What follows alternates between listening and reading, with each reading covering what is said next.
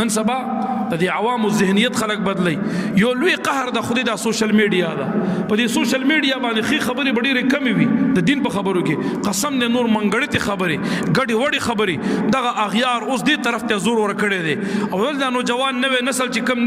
دی خو یا په موبایل کې ډرامې او سندرې یا به نور ګناهونه ګوري او کم پکې خالق وي دیندار هغه پکې مسلې د دین اوري نو بیا دې مسلو کې دغه وابي ورته ناشته زه په زه ابو اسحاق سواتی ابو حسان ابو اسحاق د سواتی د سواتی او د سعودي کې ناشته د ریاض نه لګیاوي تر پرونه تر خرسي یو هغه وابي د پسته خله استعمالي په سر رومال اچولې وي دا لکان پټول مهین دي ډېر خسته مسلې بیانې لس مسلې خولي بیان کې یو لسمه د عقیده داسې مسله بیان کې چې قسم دې ست ایمان ته په ضرر رسیږي تا په خرابې گمراه کوي دي پنځه مسلې ته خو خولي بیان کې وګوروي دې خدام مني هغه شپږمه مسله داسې بیان کې چې باغی کې ستا په دې پنځو کې اعتماد پیدا شو شپږمه مسله کې دی خوې ستا په دې لسو مسلې صحیح بیان کې یو لس په دې ستا اعتماد وګټي په یو لسمه مسله داسې بیان کې چې باغی کې ستا ایمان ته بالکل دی ایمان نه دی په خلاصي بیا دغه څه خلکو وابیانو مسلې بالکل موري د وابیانو خپل چینل کولو ټول په دې میډیا لګیا دي اوس لګیا دي پنځپیرانو خپل ور زور ور کړی دي او څوک ترجمه په کوي سیوا او څوک به فتوی بیانوي او څوک به سکه او څوک به سکه تقریرونه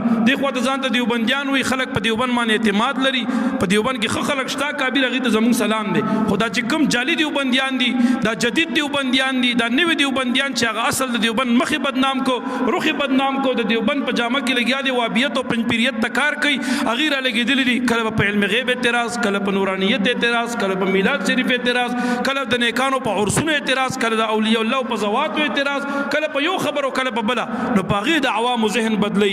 یا خو د سوشل میډیا د مسلونه بالکل لاس والدا بالکل مګوري چې وابي وي پنځپيري تاسو نه پیژنئ دا سکره عالم نه وي دا بیان بالکل موري او که اوري یا استاد خپل علما هم په سوشل میډیا باندې په مزه اوس دا روان دي د پاره چې دا بيدینو مخنیوي وکي